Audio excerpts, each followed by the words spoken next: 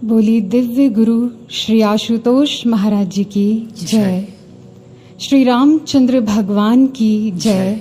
श्री कृष्ण भगवान की जय। श्री सत्य सनातन धर्म की जय। सच्चे दरबार की जय। हिंदी काव्य के इतिहास में एक सुप्रसिद्ध कवि हुए हैं डॉक्टर शिवमंगल सिंह सुमन।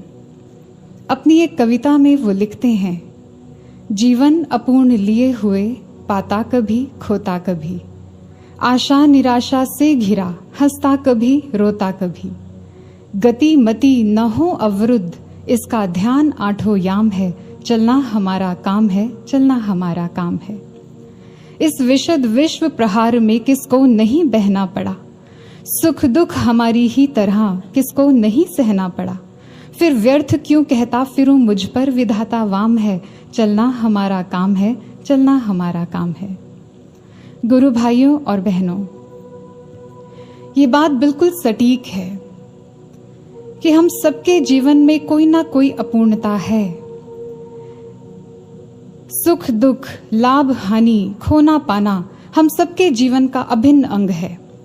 फिर हम क्यों विषम परिस्थितियों में हताशा और निराशा में घिरकर अपने जीवन की गति और मति को अवरुद्ध कर दें?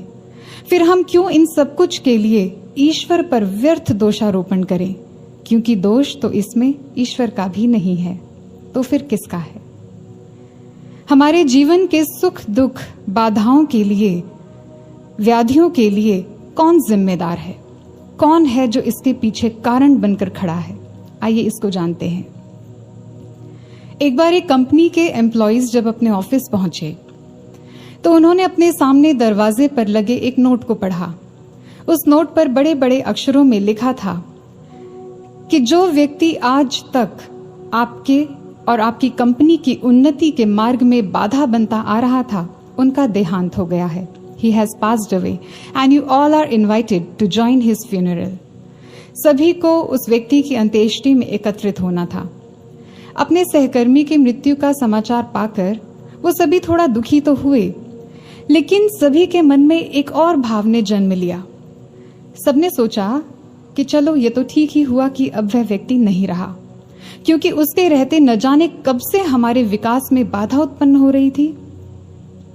लेकिन साथ ही सभी लोग ये भी जानने के लिए बहुत एक्साइटेड थे कि आखिर वह व्यक्ति था कौन।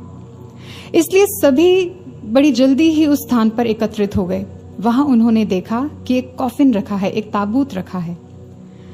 सभी अधीर हो रहे थे कि देखें उस ताबूत में कौन लेटा है, कौन व्यक्ति है जो आज तक उनके जीवन में, उनके विकास के मार्ग में बाधा बनता आ रहा था। इसलिए एक एक करके सभी को ताबूत में लेटे उस व्यक्ति को देखने का मौका मिला। लेकिन जैसे ही एक एक करके सबने कॉफिन के अंदर झांक कर देखा तो सभी दंग रह गए, अवाक रह गए। ऐसा लगा मानो किसी ने उनकी आत्मा को जोर से झकझोर दिया हो, क्योंकि जिसको उन्होंने उस ताबूत में लेटे देखा उसकी तो वे कभी कल्पना ही नहीं कर सकते थे। जानते हैं वे व्यक्ति कौन था? आप भी सुनकर हैरान हो जाएंगे। जब उन्होंने ताबूत में झांका तो उन्होंने किसी और को नहीं बल्कि अपना ही चेहरा देखा। कैसे? क्योंकि उस कॉफिन में कोई व्यक्ति नहीं लेटा था, बल्कि उसके स्थान पर एक आईना, एक दर्पण लगाया गया था। इसलिए जब सभी ने उसके अंदर झांक कर देखा तो सबको अपना ही प्रतिबिंब दिखाई दिया, और उस दर्पण के साथ एक संदेश लिखा था। उसमें लिखा था कि केवल एक व्यक्ति है जो आपके विकास की सीमा निर्धारित करने में सक्षम है, और वो कोई और नहीं, आप स्वयं हैं। आपके जीवन में आने वाले हर सुख दुख के लिए, हर उन्नति अवनति के लिए, हर आशा और निराशा के लिए केवल और केवल आप जिम्मेदार हैं, केवल आप हैं। किसी अनुभवी ने इस तथ्य को कैसे समझाया? उन्होंने कहा, the longer I live the more convinced I become that life is 10% what happens to us and 90% how we respond to it. हम बहुत आसानी से किसी दूसरे पर दोषारोपण कर देते हैं कि अमुक व्यक्ति के कारण मैं ऐसा हो गया, या सो एंड सो परिस्थिति में मुझे ये करना पड़ा, मैं विवश हो गया। जबकि फैक्ट ये है कि हमारे जीवन में हमारे साथ कब क्या घटित होता है, इसमें किसी भी व्यक्ति या परिस्थिति का रोल केवल 10% होता है। काहू न कोहू सुख दुख कर दाता, निज कृत कर्म भोग सब भ्राता। हमारे ही द्वारा किए गए अच्छे या बुरे कर्मों के अनुरूप हमारे जीवन में सुखद या विषम परिस्थिति निर्मित हो जाती है, जिसका इम्पैक्ट हमारे ऊपर केवल 10% है। बाकी का 90% ये इस बात पर निर्भर करता है कि उस आई हुई परिस्थिति को हमने कैसे डील किया, उसको हमने कैसे रिस्पॉन्ड किया। अपने जीवन में उत्पन्न होने वाली किसी भी परिस्थिति को, अच्छी या बुरी, उसको हमने कौन सी दिशा दी, उसमें हमने क्या निर्णय लिया, क्या समाधान किया उसका, अपने जीवन में आई किसी समस्या को कैसे निवारण किया उसका, हमने उस समय को कैसे जिया, इसका पूरा पूरा कंट्रोल केवल और केवल हमारे हाथ में होता है। हम चाहे तो अपने जीवन को ऐसी परिस्थितियों में नकारात्मक दिशा में मोड़ दें, या चाहे तो हम अपने जीवन की गाड़ी को सकारात्मक दिशा की ओर चैनलाइज कर लें। ये हमारे हाथ में है। इसलिए आइए हम महापुरुषों के द्वारा दिए गए एक ऐसे अचूक सूत्र को श्रवण करते हैं, जो हमें ये सिखाएगा कि हमारे जीवन का ये भाग, जो हमारे एक्शंस, रिएक्शंस और डिसीजंस का परिणाम है, उसको कैसे जिया जाए, उसको कैसे डील किया जाए। आइए महापुरुषों की वाणी को श्रवण करते हैं।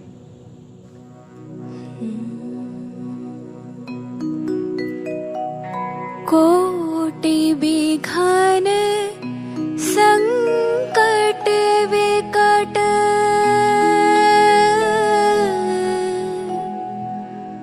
कोटि शत्रु जो साथ,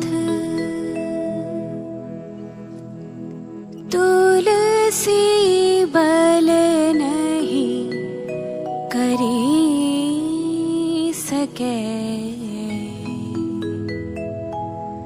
जो सुदृष्ट रघुनाथ, जो सुदृष्ट रघुनाथ।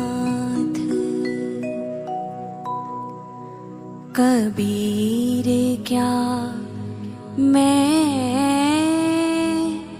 चिंता हूँ,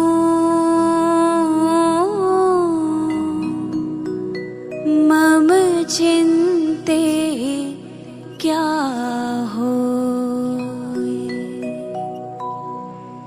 मेरी चिंता हरि करे, चिंता मोहे न कोई,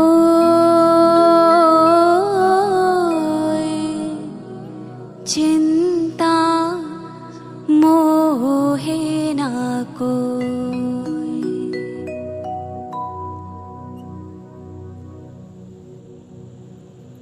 गोस्वामी तुलसीदास जी और कबीर दास जी की वाणी को हमने अभी श्रवण किया। तुलसीदास जी कहते हैं, कोटि विघ्न संकट विकट, कोटि शत्रु जो साथ। चाहे मेरे मार्ग में करोड़ों विघ्न आ जाएं, करोड़ों विपत्तियां आ जाएं, कितने ही संकट, कितनी ही विषम परिस्थितियां मेरे सामने क्यों ना आ जाएं, चाहे करोड़ों शत्रु मेरा मार्ग रोककर मेरे सामने खड़े हो जाएं, मेरे मार्ग को, मेरी उन्नति को अवरुद्ध कर दें, फिर भी मुझे चिंता नहीं है। मैं चिंता नहीं करता। क्यों? क्योंकि मुझे विश्वास है, मुझे पता है कि मेरे रघुनाथ की दृष्टि सदैव मुझ पर है। वो मेरे जीवन में कभी कुछ भी अनुचित नहीं होने देंगे, उसकी कृपा दृष्टि सदैव मुझ पर है। कबीर दास जी कहते हैं, मेरे जीवन में तो चिंता का कोई कारण ही नहीं है, क्योंकि मेरी चिंता तो हरि कर रहे हैं, और जब हरि मेरी चिंता कर रहे हैं तो मैं चिंता क्यों करूं। कितना सुंदर सूत्र है ये, कितना सटीक और अचूक सूत्र है हम सब के लिए। ऐसा नहीं है कि उनके जीवन में कभी बाधाएं नहीं आई, ऐसा नहीं है कि उन्होंने कभी विषम परिस्थितियों का सामना नहीं किया, लेकिन ईश्वर के चरणों में दृढ़ता इतनी, विश्वास इतना कि चिंता नहीं की, इसलिए उन्होंने यही सूत्र सबको दिया, समझाया, ऐसी परिस्थिति जब भी जीवन में आए तो चिंता को नहीं, ईश्वर में अपनी श्रद्धा को बढ़ाएं, ईश्वर में अपने विश्वास को बढ़ाएं। वो कभी आपके साथ कुछ भी अनुचित नहीं होने देगा। एक बार एक दार्शनिक अपने जीवन की एक घटना साझा करते हैं। वो बताते हैं कि एक बार अपनी किसी यात्रा के दौरान वो एक व्यक्ति से मिले। वो व्यक्ति सड़क के किनारे अपने किसी काम में बड़ा तल्लीन था, लेकिन उस व्यक्ति ने उस दार्शनिक का ध्यान अपनी ओर खींच लिया और इसीलिए वो दार्शनिक कुछ देर वहीं खड़े होकर उस व्यक्ति को देखते रहे।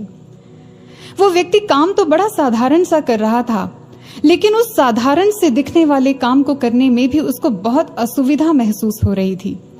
वो बड़े कष्ट में था। जानते हैं क्यों? क्योंकि उस व्यक्ति की दोनों टांगे नहीं थी, वो अपंग था। इसलिए उसे अपना छोटा सा काम करने में भी बहुत कठिनाई हो रही थी, बहुत असुविधा हो रही थी। उसे अपना कोई भी काम करने में सबसे ज्यादा समय और परिश्रम व्यय करना पड़ रहा था, जरूरत से ज्यादा। लेकिन उस व्यक्ति की जिस बात ने उस दार्शनिक का ध्यान अपनी ओर खींचा वो ये थी कि इन सब विषमताओं के होते हुए भी, इन सब कठिनाइयों के होते हुए भी, इन सब असुविधाओं के रहते हुए भी उस व्यक्ति के चेहरे पर कोई शिकन नहीं थी। वो बड़ा प्रसन्न था, बड़ी प्रफुल्लता से वो अपना काम कर रहा था। उसके हाव भाव में कहीं भी कोई हताशा, निराशा नहीं थी। ये बात दार्शनिक को बड़ी अटपटी लगी। क्यों? क्योंकि उस दार्शनिक के जीवन में सब कुछ था। सारी सुख सुविधाओं के होते हुए भी अपने जीवन की छोटी छोटी समस्याओं के कारण वो उलझन में था, वो दुविधा में था, वो हताशा में था। इसलिए उस दार्शनिक से रहा नहीं गया। वो उस व्यक्ति के पास गया और उससे पूछा कि भाई, ये सब कैसे हुआ तुम्हारे साथ?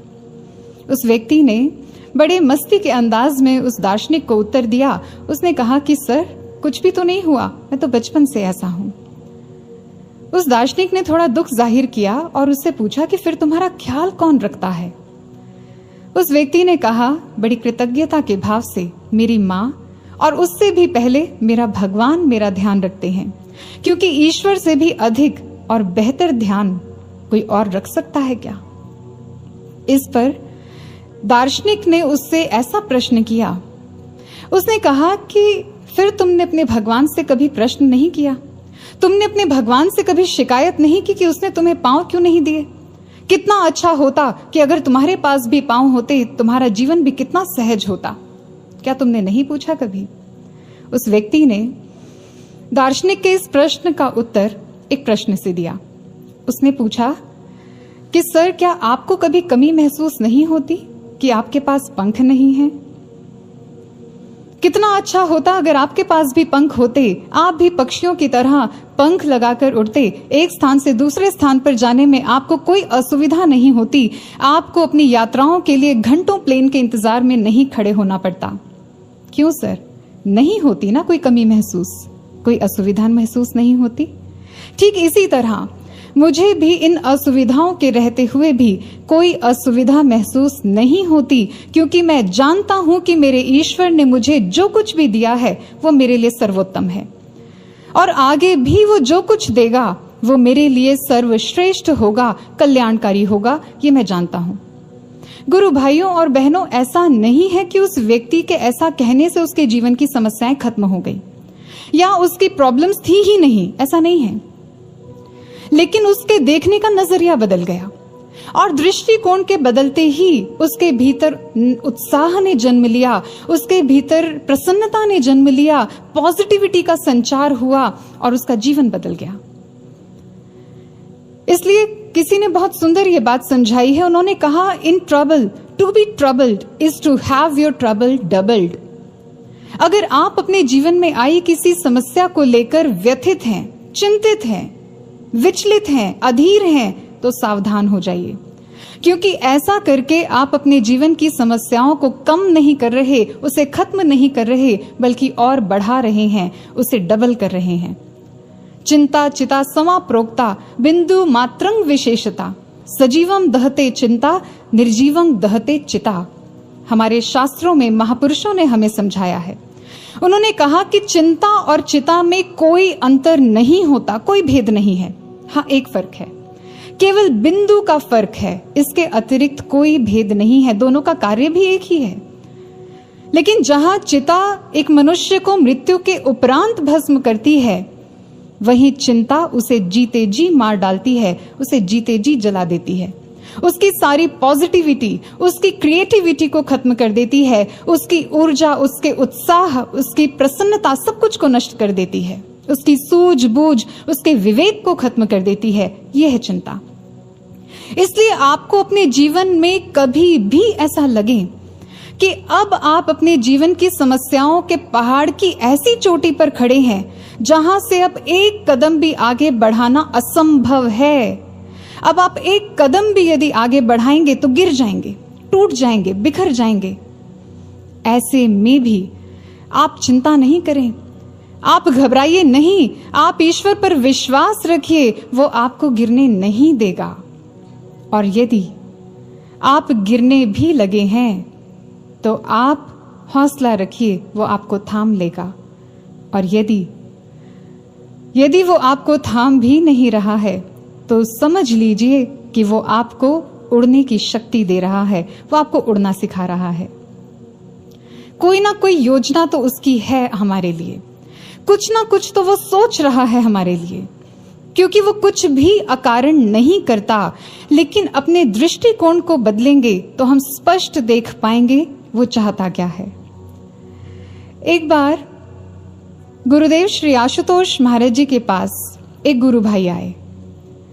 उन गुरु भाई का कद थोड़ा छोटा था, इसलिए उन्होंने गुरु महाराज जी के चरणों में आकर अपनी व्यथा रखी। उन्होंने कहा, गुरु महाराज जी, मेरा कद बड़ा छोटा है, इसलिए मैं बहुत बार हीन भावना से ग्रसित हो जाता हूं। मेरी विनती है आपसे प्रभु कि आप मेरी इस समस्या का निवारण कर दें, आप मेरे कद को बढ़ा दीजिए। गुरु महाराज जी ने बड़े स्नेह से उनको समझाया, उनको कहा कि कद छोटा होने से क्या होता है, हमने आपको इतना महान ब्रह्म ज्ञान दिया है, आप उस ज्ञान का प्रयोग करें, आप इस ब्रह्म ज्ञान का अभ्यास करके अपने चरित्र के कद को, अपने व्यक्तित्व के कद को इतना ऊंचा उठाएं, इतना ऊंचा कि दुनिया आपके आगे झुक जाए, दुनिया भी आपके सामने बौनी नजर आए। निस्संदेह ऐसा श्रेष्ठ मार्गदर्शन किसी पूर्ण सतगुरु के द्वारा ही प्रदान किया जा सकता है। अपने बाह्य कद को नहीं, आंतरिक कद को ऊंचा उठाएं, अपनी सोच को विशाल करें, अपने दृष्टिकोण को विशाल करें, अपने चरित्र, अपने व्यक्तित्व को ऊंचा उठाएं। ये विशाल दृष्टिकोण क्या है? एक होता है bird's eye view, aerial view, यानी विहंगम दृष्टि, यानी किसी ऑब्जेक्ट या एरिया को ऊपर से देखना, ऊंचाई से देखना, a view from a high altitude और एंगल। जैसे उड़ते हुए पक्षी की नजरों से नीचे का कोई दृश्य देखा जा रहा हो, जैसे आप उड़ते हुए प्लेन से जब नीचे देखते हैं तो आपको विशाल बिल्डिंग्स भी, पेड़ पहाड़ भी बहुत बौने नजर आते हैं। ये है ईश्वर की दृष्टि, विशाल दृष्टि। और एक होता है वर्म्स आई व्यू, यानी किसी भी वस्तु को वर्म यानी चींटी की दृष्टि से देखना, नीचे से देखना, a view of an object from below, from the ground, नीचे से देखना। अगर मिट्टी की एक छोटी सी ढेरी है, उसको भी चींटी अपनी नजरों से देखेगी तो उसे वो मिट्टी की छोटी सी ढेरी भी विशाल पहाड़ जैसी ही प्रतीत होगी। और गुरुदेव श्री आशुतोष महाराज जी समझाते हैं, वो कहते हैं बस यही एक गलती हम कर बैठते हैं। हम भी अपने जीवन में आने वाली समस्याओं को, विषमताओं को चींटी की दृष्टि, वर्म्स आई से देखते हैं, सीमित दृष्टि से देखते हैं, इसलिए हमें वो समस्याएं भी बहुत विशाल, बहुत बड़ी, बहुत भयावह और कभी न समाप्त होने वाली प्रतीत होने लगती हैं। हमें लगने लगता है कि इसका तो कोई हल ही नहीं है। हमें लगता है कि इस स्थिति से पता नहीं हम कभी बाहर आ भी पाएंगे या नहीं आ पाएंगे, कब होगा और कैसे होगा। बस यही सोच सोच कर हम चिंतित, व्यथित, परेशान रहते हैं। जबकि समझाया जाता है, problems are wonderful presents that are thrown at us by providence only, but we fail to recognise the gift because it comes wrapped up in a soiled package. हमारे जीवन में आने वाली हर विषम परिस्थिति, हर संघर्षपूर्ण परिस्थिति, हर चुनौती ईश्वर द्वारा भेजा गया बेहद सुंदर उपहार होती है। जानते हैं, समस्या का जो इंग्लिश वर्ड है प्रॉब्लम, वो लैटिन लैंग्वेज के प्रो बेलो वर्ड से बना है, जिसका अर्थ होता है वो परिस्थितियां जो जानबूझकर हमारे मार्ग में डाली गई हैं, जो जानबूझकर हमारे मार्ग में डाली गई हैं। स्पष्ट है इससे। जब हमारे जीवन में कोई भी विषम परिस्थिति आई, हमारे जीवन में कोई भी संघर्ष उत्पन्न हुआ, तो यह स्पष्ट हो जाना चाहिए कि वो ईश्वर की किसी दिव्य योजना के तहत ही है। कुछ भी अकारण नहीं है हमारे जीवन में, कोई भी परिस्थिति अकारण हमारे जीवन में नहीं आई है, कोई ना कोई योजना लेकर आई है, उसके किसी डिवाइन प्लान के तहत है। लेकिन हम उसके डिवाइन प्लान को समझ पाए उससे पहले ही हम उस परिस्थिति के भद्दे आवरण को देखकर घबरा जाते हैं, डर जाते हैं, चिंतित व्यथित हो जाते हैं। इसलिए हम उसके अंतिम पड़ाव अर्थात उसके प्रयोजन तक तो पहुंच ही नहीं पाते। इसलिए करना क्या है, ऐसी परिस्थिति में जब भी हमारे जीवन में कोई प्रॉब्लम आती है या आ रही है, चाहे वो फिजिकल हो, चाहे वो साइकोलॉजिकल हो, इमोशनल हो या फाइनेंशियल हो, किसी भी स्तर का संघर्ष जो हमारे जीवन में उत्पन्न हो रहा है या होता है, उसको विशाल दृष्टिकोण से देखें।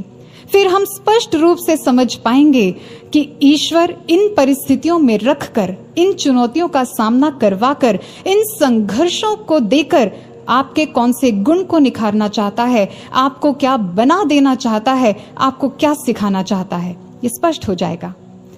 आइए इसको हम मरकरी के जीवन से समझते हैं। मरकरी, जिसे पारद भी कहा जाता है, आयुर्वेद की एक स्पेशलाइज्ड ब्रांच है, रस शास्त्र। ये शास्त्र मेनली मरकरी को डेडिकेटेड है, क्योंकि इस शास्त्र में मरकरी की अशुद्धियों, उसकी योग्यताओं, उसकी क्षमताओं, उसके लाभ और उसकी शुद्धिकरण की प्रक्रिया का संपूर्ण ज्ञान और विज्ञान है। और जो फिजिशियंस मरकरी के फॉर्मुलेशन यानी उसके शुद्धिकरण की प्रक्रिया पर काम करते हैं, उन्हें रस वैद्य या रसविद कहा जाता है। ये शुद्धिकरण की प्रक्रिया मरकरी के लिए आसान नहीं होती है। इस प्रक्रिया में मरकरी को स्वेदन, मर्दन, मूर्छन जैसे 18 स्टेजेस से होकर गुजारा जाता है, जो अति वेदनापूर्ण होते हैं, बहुत कष्टदायी होते हैं। ऐसा इसलिए क्योंकि इस प्रक्रिया से गुजरने के बाद ही मरकरी का एक अद्भुत रूप प्रकट होता है। इसलिए इन यातनाओं को सहने के बाद जब मरकरी 16वें और 17वें पड़ाव पर आता है इस प्रक्रिया के, तो उसके भीतर ऐसी चमत्कारिक क्षमता उत्पन्न हो चुकी होती है जिससे वो किसी भी बेस मेटल को सोने या चांदी में परिवर्तित करने योग्य हो जाता है। और इस प्रक्रिया के 18वें यानी अंतिम पड़ाव पर पहुंचकर तो मरकरी ऐसे अद्भुत क्षमता के साथ प्रकट होता है, वो अमृत तुल्य हो जाता है। जो पदार्थ इस प्रक्रिया के प्रथम चरण में जीवन हर लेने वाला विष था, वो ही इन यातनाओं को सहने के बाद, इस सफर के बाद जीवनदायक अमृत बन जाता है। उसे दवा के रूप में प्रयोग किया जाता है। जी हां, दवा के रूप में प्रयोग किया जाता है। और लोगों को रोगों के दलदल से बाहर निकाल लेने की इसी योग्यता के कारण ही उसे पारद का नाम दिया गया है। मरकरी की इस ट्रांसफॉर्मेशन की जर्नी को ही कहा गया है a poison that turned nectar, ऐसा विष जो अमृत बन गया। क्या लगता है आपको, मरकरी को इतने टॉर्चरस प्रोसेस से गुजारने का क्या प्रयोजन रहा होगा? उसके पीछे क्या मकसद है? उद्देश्य स्पष्ट है। मरकरी की सारी अशुद्धियों को समाप्त कर, मरकरी को मल रहित करके, उसके संपूर्ण अस्तित्व को मिटाकर उसको पूरी तरह से बदल देना, उसके सारे टॉक्सिन्स को निकालकर, उसकी अशुद्धियों, दोषों को समाप्त कर उसे नया जीवन प्रदान करना, उसे अमृत तुल्य बना देना उद्देश्य है ये। तो आप सोच के देखिए कि जब मरकरी जैसे पदार्थ के जीवन में संघर्षों का, कष्टों का इतना महत्व है, तो क्या हमारे जीवन में संघर्षों का कोई मूल्य नहीं है? तो क्या हमारे जीवन में इन संकटों का, इन कष्टों का कोई महत्व नहीं है, कोई प्रयोजन नहीं होगा क्या? बेशक है। प्रयोजन भी है, महत्व भी है और बहुत महान और दिव्य है। स्मरण कीजिए गुरुदेव श्री आशुतोष महाराज जी के वचनों को, जिनमें उन्होंने स्पष्ट समझाया है, बताया है, जो कुछ हुआ वह जो होगा है योजना प्रभु की, उज्जवल भविष्य की है संकल्पना प्रभु की। एक जगह कहा, अभिलाषा गुरु की हम भी चमके गगन के तारों से, झलके अब व्यक्तित्व हमारा उत्तम श्रेष्ठ विचारों से। तो एक जगह कहा, हो संतान मेरी साधारण नहीं हो, आए इस धरा पर अकारण नहीं हो। कुछ भी अकारण नहीं है हमारे जीवन में, हर एक कार्य उसके किसी दिव्य योजना के तहत है, उसके किसी डिवाइन प्लान के तहत हो रहा है। हमारे जीवन को उत्कृष्ट बनाने की योजना, हमें उज्जवल भविष्य देने की योजना, हमें हमारे व्यक्तित्व को सुंदर बनाने की योजना, हमारे व्यक्तित्व के सारे दोषों को दूर कर, सारी अशुद्धियों को मिटाकर हमें सुंदर पावन उत्तम चरित्र देने की योजना है। धृति, क्षमा, दमोस्तयम, शौचम, इंद्रिय निग्रह, इन सभी गुणों से वो हमें सुसज्जित करना चाहते हैं। इसलिए कितनी ही परिस्थितियों में गुरु महाराज जी हमें धैर्य धारण करना सिखाते हैं, कितनी ही परिस्थितियों में वो हमें दया करना सिखाते हैं, कभी हमें संतोष और संयम जैसे उत्तम गुणों को धारण करना सिखाते हैं, तो कभी हमें विशाल क्षमावान हृदय रखना सिखाते हैं।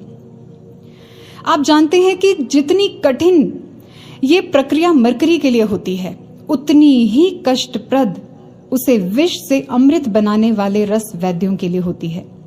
क्योंकि रस वैद्य अपना सारा समय, अपनी सारी ऊर्जा, अपनी सारी क्षमता, अपना सारा ज्ञान मरकरी का जीवन बदलने के लिए समर्पित कर देते हैं।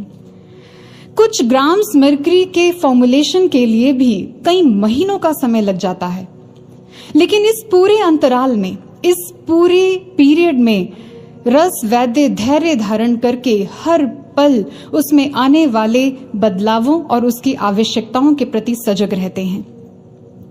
गुरु महाराज जी के चिंतन और उनके समर्पण की ओर जरा ध्यान दें। अब क्या गुरु महाराज जी का समर्पण भी इसी तरह, या ये कहें क्या इससे भी कई गुना अधिक नहीं है हमारे लिए? रस वैद्य जब मरकरी जैसे पदार्थ के लिए इतने समर्पित हो सकते हैं, तो हम तो मानव हैं। मानव के चंचल हृदय पर काम करना, उसके चंचल मन पर काम करना, मानव का निर्माण करना, उसे मानव से महामानव बनाना, ये तो सबसे दुष्कर कार्य है, सबसे कठिन कष्टप्रद कार्य है। लेकिन हमारे गुरु महाराज जी अपने सारे सुखों को तिलांजलि देकर केवल और केवल हमारे व्यक्तित्व के निर्माण के लिए अपना सब कुछ झोंक देते हैं। हमें सुंदर उत्तम चरित्र प्रदान करने के लिए अपना सारा जीवन समर्पित कर दिया उन्होंने, केवल इसलिए कि हमें सुंदर चरित्र मिल सके, केवल इसलिए कि हम अपने जीवन के, अपने व्यक्तित्व की अशुद्धियों को समाप्त कर सके, अपने जीवन के उच्चतम लक्ष्य को प्राप्त कर सके, अपने जीवन को महान बना सके और लोगों को समाज की, संसार की, दुखों की, विषयों की दलदल से बाहर निकालने योग्य हम बन जाएं, केवल इसके लिए। और इसके लिए गुरु महाराज जी पल पल समर्पित हैं, पल पल कटिबद्ध हैं, पल पल संकल्पबद्ध हैं। और ऐसा नहीं है कि गुरु महाराज जी हमारे जीवन में आने वाली किसी भी परिस्थिति के प्रति बेखबर हैं। हमारे जीवन में आने वाले प्रत्येक बदलाव के प्रति वो पूर्ण सजग हैं, उन्हें हर पल की खबर है। इसलिए हम किसी भी परिस्थिति में, वो चाहे बदलाव हमारे बाह्य स्तर पर हो, चाहे मानसिक स्तर पर हो या आत्मिक स्तर पर हो, हर स्तर के बदलावों के प्रति गुरु महाराज जी की पैनी दृष्टि है। उनके चिंतन का तार सदैव अपने शिष्यों के साथ जुड़ा रहता है। इसलिए कभी भी किसी भी परिस्थिति में हम अकेले नहीं हैं। हम सदैव गुरु महाराज जी को अपने साथ खड़ा पाते हैं, उनकी कृपा दृष्टि सदैव अपने ऊपर पाते हैं। हम कभी अकेले कैसे हो सकते हैं? और इस बात को आप सबने भी अपने जीवन में बहुत बार अनुभव किया ही होगा। आइए गुरु बहन की घटना आपको सुनाते हैं। एक समय आया जब उन बहन के जीवन में हर ओर से, हर तरफ से परेशानियों ने उन्हें घेर लिया। कभी आर्थिक तंगी, कभी शारीरिक समस्या, और इन सब के रहते हुए मानसिक वेदना, मानसिक यातनाएं। कहीं बाहर निकलने का कोई रास्ता, कोई मार्ग, कोई दिशा दिखाई नहीं दे रही थी उन्हें। लेकिन इन परिस्थितियों में भी गुरु महाराज जी के प्रति उनका प्रेम, उनका समर्पण, उनकी निष्ठा बड़ी प्रबल थी। ध्यान की गहराई में एक दिन उन्होंने क्या देखा? उन्होंने देखा कि गुरु महाराज जी उनके घर पर आए हैं।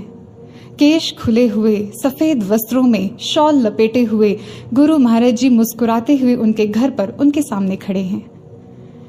गुरु महाराज जी को यूं अपने घर में आया देख वो दंग रह गईं, लेकिन साथ ही बहुत प्रफुल्लित भी थी। वो समझ ही नहीं पा रही थी कि वो क्या करें, क्या करना चाहिए। उन्होंने झट गुरु महाराज जी के चरणों में अपना मस्तक रखकर अपना प्रणाम अर्पित किया और साथ ही अपने हृदय की भावना को भी गुरु महाराज जी के चरणों में रख दिया। उन्होंने ये नहीं कहा कि महाराज जी मैं बहुत समय से संकटों से घिरी हूं, मुझे बाहर निकाल लो।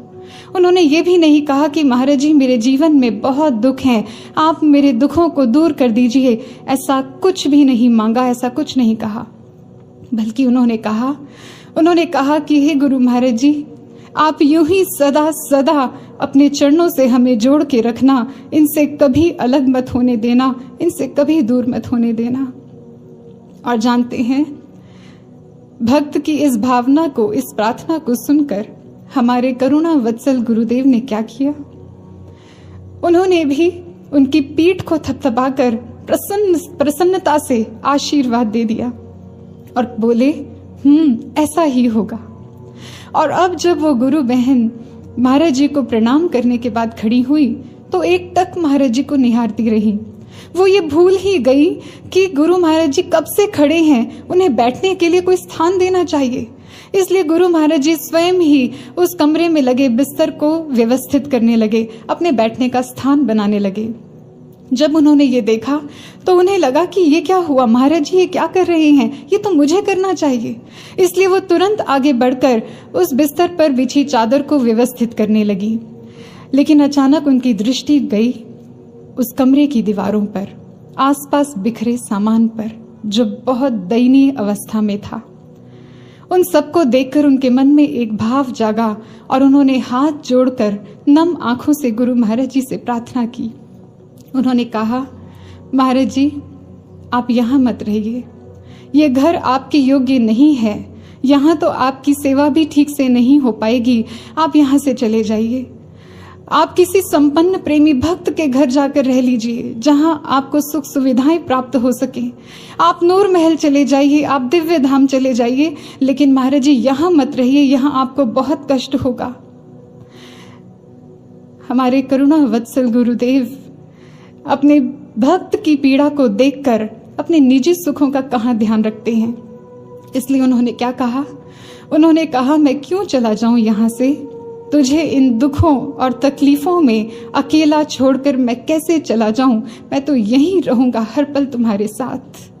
गुरु भाइयों और बहनों, इस घटना को सुनकर आपको भी वो सारे क्षण, वो सारे पल अपने जीवन के याद आ गए होंगे, जिनमें आपने भी गुरु महाराज जी को ठीक इसी तरह अपने संकट की घड़ी में अपने साथ खड़ा पाया है। याद करो उन दुख के पलों को जिनसे गुरु ने निकाला है, दृढ़ता इससे और बढ़ेगी, संशय को दूर भगाना है। अपने जीवन के पन्नों को पलट कर देखिए, आपको अपने जीवन के वो सारे क्षण याद आएंगे। आप देखेंगे हर पन्ने पर गुरु महाराज जी की कृपा ही है। जब जब भी किसी ने आपका साथ छोड़ा है, केवल मात्र गुरु महाराज जी थे आपके साथ, जिन्होंने अंतिम श्वास तक आपका साथ निभाया है। आप देख पाएंगे स्पष्ट रूप से कि जो कार्य कोई और नहीं कर पाया, उसको गुरु महाराज जी ने सहज ही आपके लिए कर दिया है। और ऐसा नहीं है कि ये संकट, ये दुख हमारे जीवन में पहली बार आए। पहले भी बहुत बार दुखों की घड़ियां आई हैं, पहले भी बहुत बार संकटों ने आकर हमें घेरा है, लेकिन हर बार गुरु महाराज जी ने ही तो हमें बाहर निकाला है। जब जब भी हमारे कर्मों की धूप ने हमें झुलसाया है, हर बार गुरु महाराज जी ने ही तो हमें अपनी शीतल छांव में रखकर सहलाया है। फिर हम क्यों भूल जाते हैं? जब वैसी ही कोई स्थिति आज फिर निर्मित होती है हमारे जीवन में, जब वैसा ही कोई दुख हमारे जीवन में फिर आता है, हम क्यों भूल जाते हैं कि जैसे पहले गुरु महाराज जी ने हमें बाहर निकाला वो आज भी निकालेंगे। जैसे पहले महाराज जी ने कभी हमें नहीं अकेला छोड़ा, वो आज भी साथ नहीं छोड़ेंगे। हम क्यों भूलते हैं इस बात को, ये जानते हुए कि गुरु महाराज जी सदा सदा हमारे साथ हैं। फिर हम क्यों घबरा जाते हैं, क्यों हम बेचैन हो जाते हैं, क्यों शोकाकुल हो जाते हैं। ऐसा जानते हैं क्यों होता है? ऐसा इसलिए होता है क्योंकि एक साधन है जो हमें नकारात्मकता की खाइयों से बाहर निकालकर सकारात्मकता की ऊंचाइयों पर ले जाना जानता है, हमें वहां स्थित कर देता है। एक विज्ञान है जो हमें किसी भी परिस्थिति को संकीर्ण सीमित दृष्टि से देखने की बजाय विशाल दृष्टि से देखना सिखाता है। लेकिन या तो हमें वो साधन ही प्राप्त नहीं हुआ है या फिर उसका उपयोग हम ठीक से नहीं कर रहे हैं, उसका अभ्यास नहीं कर रहे हैं। ये साधन, ये विज्ञान है ब्रह्म ज्ञान, और इसका अभ्यास है इसकी ध्यान साधना आदि नाम का सुमिरन, इसका अभ्यास। या तो हमें ब्रह्म ज्ञान ही प्राप्त नहीं हुआ है, इसीलिए हम बार बार ऐसी परिस्थितियां निर्मित होने पर शोकाकुल हो जाते हैं, चिंतित हो जाते हैं। या दूसरा पक्ष ये कहता है कि या हम इसका अभ्यास ही ठीक से नहीं कर रहे, अगर ब्रह्म ज्ञान प्राप्त भी है तो। क्योंकि इसी नाम सुमिरन के अभ्यास की कमी के कारण ही बार बार ऐसा होता है हमारे साथ कि हम अपने जीवन के कंट्रोल को, जो 90% हमारे हाथ में है, हम उसको ना चाहते हुए भी नकारात्मकता की दिशा में मोड़ बैठते हैं, वहां चैनलाइज कर बैठते हैं। इसलिए आइए हम संत सहजो बाई जी की वाणी को श्रवण करते हैं, जिसमें उन्होंने बहुत सुंदर तरीके से हमें ये समझाया है कि कैसे इस नाम सुमिरन का अभ्यास करें। ये अभ्यास किस कोटि का होना चाहिए जिससे हम किसी भी परिस्थिति में हताश निराश ना हो पाएं। आइए श्रवण करते हैं। जागत में सुमिरन करे, सोवत में लोला, सहजो एक रस ही रहे, तार टूटे नहीं जाए, तार टूटे नहीं जाए। बैठे लेटे चालते, खान पान व्यवहार, जहाँ तहाँ सुमिरन करे, सहजो ही निहार,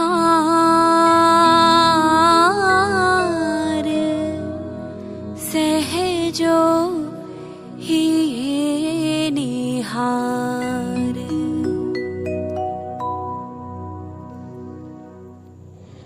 संत सहजो बाई जी कह रही हैं, उठते बैठते, खाते पीते, सोते जागते आप हर वक्त ईश्वर के आदि नाम का सुमिरन करें। आप अपने जीवन के सभी कार्य व्यवहारों में, हर आती जाती श्वास में ईश्वर के सुमिरन का, ईश्वर के नाम का अभ्यास करें। लेकिन हम उठते बैठते, खाते पीते, सोते जागते सांस तो ले रहे हैं दिन रात अनवरत, लेकिन जब तक हम इन सांसों को सुमिरन में तब्दील नहीं कर पाए, तब तक इन सांसों के चलने से हम कोई विशेष उपलब्धि प्राप्त नहीं कर पा रहे, हमें कोई विशेष लाभ प्राप्त नहीं हो रहा इन सांसों के चलने से। ये ठीक ऐसे है जैसे आप अपनी गाड़ी को किसी जगह पर पार्क कर दें, लेकिन उसका इंजन ऑफ नहीं करें, उसे ऑन ही छोड़ दें। ऐसे में ऐसे में इंजन तो ऑन है, फ्यूल का कंजम्पशन भी हो रहा है, वो भी लगातार धीरे धीरे घट रहा है, खर्च हो रहा है, लेकिन आपकी गाड़ी अपना प्रयोजन सिद्ध नहीं कर पा रही है, वो कहीं पहुंच नहीं पा रही।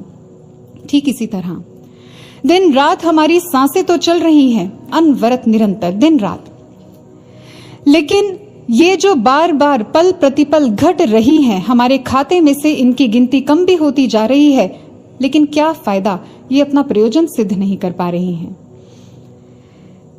इसलिए सांस लेने में और सुमिरन करने में क्या अंतर है, इसको समझते हैं। क्यों? क्योंकि समय रहते हमें इन श्वासों को सुमिरन में परिवर्तित करना ही होगा, क्योंकि कोई नहीं जानता कि किसके खाते में कितनी सांसें शेष हैं। आइए समझते हैं इनके अंदर अंतर क्या है। हमारे सूक्ष्म शरीर में मुख्यतः 3 वाहिकाएं हैं, ईड़ा, पिंगला, सुषुम्ना, जिनमें सुषुम्ना नाड़ी अधिक महिमावान है, क्योंकि ये ब्रह्म रंध्र से लेकर सीधे मेरुदंड के नुकीले अंत तक अवस्थित होती है, इसीलिए इसे ब्रह्म वाहिनी भी कहा जाता है। लेकिन ये सुषुम्ना नाड़ी सुषुप्त रहती है, अप्रकट रहती है। इसलिए जब हम श्वास लेते हैं तो ईड़ा और पिंगला नाड़ियों का प्रयोग होता है, जिसमें स्थूल देह में श्वास के रूप में ऑक्सीजन अंदर बाहर होती है, अर्थात ऑक्सीजन का इनहेलेशन एक्सहेलेशन होता है, यानी सांस लेना। और एक है सुमिरन। जब कोई पूर्ण तत्ववेता सद्गुरु हमें ब्रह्म ज्ञान में दीक्षित करते हैं तो अपनी कृपा से उसी समय हमारे मेरुदंड में अवस्थित इस सुषुम्ना नाड़ी को जागृत कर देते हैं और हमारे प्राणों में बसे ईश्वर के आदि नाम को, अव्यक्त नाम को, जिसे प्राइमोडियल वाइब्रेशन कहा जाता है, उस सूक्ष्म आदि स्पंदन को प्रकट कर सुषुम्ना नाड़ी में प्रवेश करा देते हैं। अब आरंभ होता है सुमिरन। और अब सुषुम्ना नाड़ी एक साधक के मन को उसके मेरुदंड के नुकीले अंत से लेकर उसे ब्रह्म रंध्र तक की यात्रा कराती है, यानी उसके मन को मूलाधार चक्र से उठाकर उसे ब्रह्म रंध्र अर्थात ब्रह्म तत्व तक की यात्रा कराती है, वहां स्थित कर देती है। साधक के मन को, साधक के चित्त को ब्रह्म तत्व में स्थित करती है। ये है नाम सुमिरन। और इसी के अभ्यास के लिए सहजोबाई जी कहती हैं कि सहजो एक रस ही रहे, तार टूट नहीं जाए। ध्यान रहे इस बात का कि ये जो तार है सुमिरन का जो जुड़ा है, वो कभी भी कहीं भी टूट ना जाए, इसका ध्यान रहे। जैसे आपने देखा या सुना होगा, दुर्गम सरहदों पर देश की सुरक्षा में तैनात सैनिकों के पास कुछ आवश्यक वस्तुएं जो लगातार पहुंचाई जाती हैं। आवश्यक वस्तुएं जैसे हथियार, दवाइयां, खाद्य पदार्थ, इन आवश्यक वस्तुओं को जिस चैनल से उन तक पहुंचाया जाता है उसको लाइफलाइन या जीवन रेखा कहते हैं। सोच के देखिए, अगर ये लाइफलाइन अवरुद्ध हो जाए, कहीं से ब्रेक हो जाए, तो क्या होगा? तो वो सैनिक भी अपने संघर्षों में लगातार हारते जाएंगे और बहुत संभव है कि वो अपने प्राणों से भी हाथ धो बैठें। गुरु भाइयों और बहनों, हम साधकों की लाइफलाइन है ये सुमिरन, जिसके द्वारा हम निरंतर गुरु तत्व से, ब्रह्म तत्व से जुड़े रहते हैं और निरंतर गुरु द्वारा दी गई सद्प्रेरणाओं को प्राप्त करते हैं, जिसके माध्यम से हम अपने जीवन के प्रत्येक कार्य के लिए अचूक मार्गदर्शन प्राप्त करते हैं।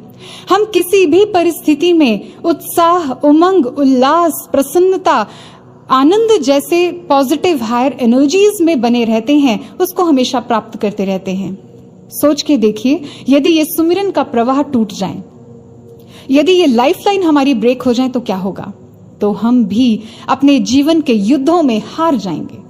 हम भी अपने जीवन में संघर्षपूर्ण परिस्थितियों के आगे घुटने टेक देंगे और फिर हताशा और निराशा में घिर जाएंगे। हम शोकाकुल हो जाएंगे, चिंतित व्यथित हो जाएंगे। फिर से अपने जीवन को हमने गलत दिशा में मोड़ दिया। इसलिए महापुरुषों ने हमें समझाया, इस आदि नाम का सुमिरन आप इस तरह करें, ऐसा अनवरत हो, ऐसा दृढ़ आपका अभ्यास हो, जिससे आप अपने जीवन में आने वाली किसी भी परिस्थिति में कभी घबराएं नहीं, कभी चिंतित ना हो, बल्कि आप हायर एनर्जीज में डटे रहें, उसको सदा प्राप्त करते रहें। और अपने जीवन के इस 90% भाग को सकारात्मक दिशा में चैनलाइज करना सीख लें। इसलिए अब इस ध्यान साधना सुमिरन के प्रति कोई कोताही नहीं बरती जा सकती, कोई लापरवाही नहीं चल सकती। आइए हम कोविड-19 पैंडेमिक के इस करंट सिनेरियो, जिसे न्यू नॉर्मल कहा जा रहा है, इससे अपने लिए एक सीख लेते हैं। इसे न्यू नॉर्मल क्यों कहा गया? जिस समय में हम जी रहे हैं, इसलिए क्योंकि ये लाइफ कोविड-19 पैंडेमिक से पहले वाली नॉर्मल लाइफ से थोड़ी सी डिफरेंट है। उसका एक नया वर्जन है, जिसमें हम पहले की तरह ही घरों से बाहर तो निकलने लगे हैं, हम पहले की तरह ही कामकाज करने लगे हैं, कमाने लगे हैं, खरीदारी करने लगे हैं, लेकिन इन सबके साथ कुछ प्रिकॉशंस जुड़ गए हैं, कुछ स्पेशल नॉर्म्स जो ह्यूमंस के लिए बने हैं वो ऐड हो गए हैं, जिनको हर हाल में, हर स्थिति में पालन करना आवश्यक हो गया है। जैसे मास्क लगाना, सोशल डिस्टेंसिंग का पालन करना, हाथों को रेगुलर धोना या सैनिटाइज करना, ये सब कुछ। लेकिन अगर ऐसी स्थिति में मान लीजिए कोई व्यक्ति ये सोचने लगे कि क्या फर्क पड़ता है अगर मैं इन एहतियातों को बरतूं या ना बरतूं, क्योंकि लाइफ तो नॉर्मल है, क्या फर्क पड़ता है अगर मैं ये सब प्रिकॉशंस, ये सब नॉर्म्स को फॉलो नहीं करूं तो क्या होगा? तो होगा ये कि या तो वो व्यक्ति स्वयं ही संकट में आ जाएगा या किसी और के लिए समस्या का कारण बन जाएगा। इसलिए मन करें या ना करें, one has to take all these precautions, one has to follow all these norms, उसे करना ही पड़ेगा। ठीक इसी तरह हम साधकों के लिए भी कुछ नियम बने हैं जिनको हर हाल में, हर कंडीशन में, हर स्थिति में पालन करना ही है। उसके लिए कोई कोताही नहीं बरती जा सकती, कोई लापरवाही नहीं चल सकती। इसका कोई सब्स्टिट्यूट नहीं है हमारे पास। साधना करना, सेवा करना, गुरु आज्ञा का निष्ठा से पालन करना, सत्संग सुनना, सुमिरन करना, हम किसी भी स्थिति में बेपरवाह, लापरवाह नहीं हो सकते। इसको लेकर हम ये नहीं कह सकते कि क्या फर्क पड़ता है। आप जानते हैं, एक व्यक्ति के जीवन के सबसे इंपॉर्टेंट कामों के प्रति, जिसके लिए उसकी सारी श्रद्धा लगनी चाहिए, जिसके लिए उसका सारा ज्ञान, सारा श्रम लगना चाहिए, सारा फोकस, सारी एनर्जी लगनी चाहिए, यदि उसी कार्य के प्रति वो व्यक्ति लापरवाह हो जाए, प्रमादी हो जाए, ये सोचकर कि क्या फर्क पड़ता है, उसकी इसी मेंटालिटी को नायग्रा सिंड्रोम का नाम दिया गया है। इस सिंड्रोम को एक व्यक्ति के एग्जाम्पल से समझाया जाता है। इसमें क्या होता है, एक व्यक्ति नाव में बैठा यात्रा कर रहा था। उसने पतवार को भी कस के थाम के रखा था, लगातार चला रहा था और अपनी नाव को अपनी मंजिल की ओर बढ़ा रहा था। कुछ दूर जाने के बाद उसका ध्यान आसपास के प्राकृतिक दृश्यों में उलझ गया। उसका मन उन मनोरम दृश्यों में उलझ गया। वो इतना मंत्रमुग्ध हो गया कि उसने पतवार को चलाना ही छोड़ दिया। अब ना उसे अपनी मंजिल याद थी, ना पतवार को चलाना याद था, बल्कि वो खुश था। उसे लग रहा था कि देखो, ये तो अच्छा ही हुआ कि मैंने पतवार को चलाने की मेहनत छोड़ दी, बेकार ही मेहनत कर रहा था। देखो तो मेरी नाव कितनी आसानी से आगे बढ़ती जा रही है, अपने आप ही चल रही है, क्योंकि हवा की गति के साथ उसकी नाव भी गति पकड़ चुकी थी। लेकिन उसकी नाव किस दिशा में जा रही है, इसकी ओर उसका कोई ध्यान नहीं था। उसकी तंद्रा तब टूटती है जब नायग्रा फॉल्स का शोर उसके कानों में पड़ता है। तब उसे होश आती है, तब उसे रियलाइज होता है कि वो कितनी बड़ी भूल कर चुका है। उसने देखा कि वाटरफॉल्स के साथ उसकी नाव तो गिरने की कगार पर आ गई है। अब वो जल्दी से पतवार को फिर से थामता है, जल्दी जल्दी चलाने की कोशिश करता है कि मैं अपने जीवन को बचा लूं, अपनी नाव को बचा लूं, लेकिन अब तक बहुत देर हो चुकी होती है। पानी के तेज बहाव के साथ उसकी नाव नीचे गिर चुकी होती है। वो व्यक्ति अपने जीवन से हाथ धो बैठता है। अब अपने जीवन को हम जरा ध्यान से देखें। कहीं ऐसी ही कोई गलती हम तो नहीं कर रहे? कहीं हम भी नायग्रा सिंड्रोम का शिकार होकर अपने जीवन के सबसे महत्वपूर्ण कार्य, साधना, सुमिरन, सेवा, सत्संग, इनके प्रति लापरवाह तो नहीं हो रहे? कहीं इनको छोड़कर तो नहीं बैठ रहे, ये सोचकर कि क्या फर्क पड़ता है? अगर हमने साधना नहीं भी की तो क्या हो गया, हम सत्संग तो ठीक से सुन ही लेते हैं।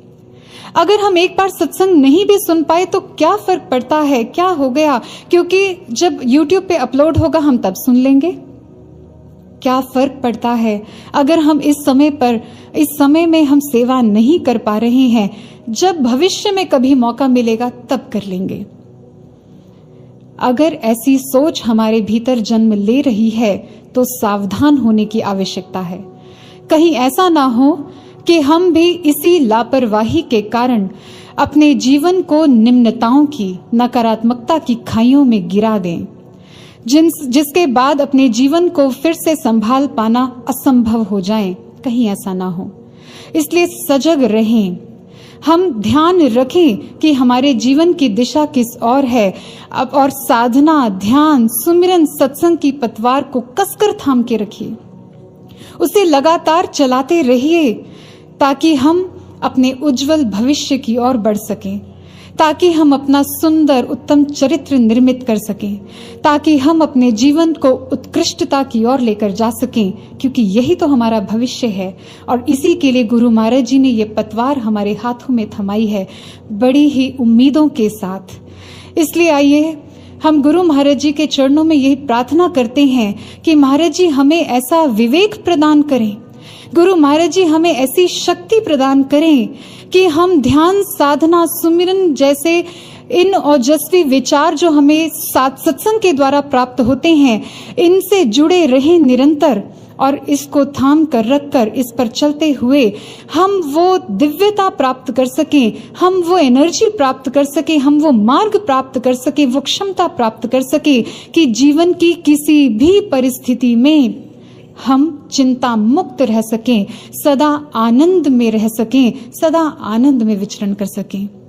इसलिए आइए गुरु भाइयों और बहनों, हम अपनी इसी भावना को, अपने इसी प्रार्थना को गुरु महाराज जी के चरणों में कुछ शब्दों के माध्यम से अर्पित करते हैं। चलते रहें हम संग तेरे हरदम, राहों में तेरी जीवन बिताएं, श्वासों को अर्पित करके समर्पित, सुमिरन में अपने मन को लगाएं। जो वादा किया है तुमसे गुरुवर, उसे प्राणपन से निभाएं। जो पाया है तेरे दर से प्रभु, उसे हम कभी भुला ना पाएं। जो पाया है तेरे दर से प्रभु, उसे हम कभी भुला ना पाएं, उसे हम कभी भुला ना पाएं। बोलिए करुणा वत्सल गुरुदेव सद्गुरु श्री आशुतोष महाराज जी की जय। ब्रह्म ज्ञान प्रदाता सद्गुरु श्री आशुतोष महाराज जी की जय। सच्चे दरबार की जय। सियावर रामचंद्र भगवान की जय। और ट्विटर पर करें DJJS वर्ल्ड को फॉलो।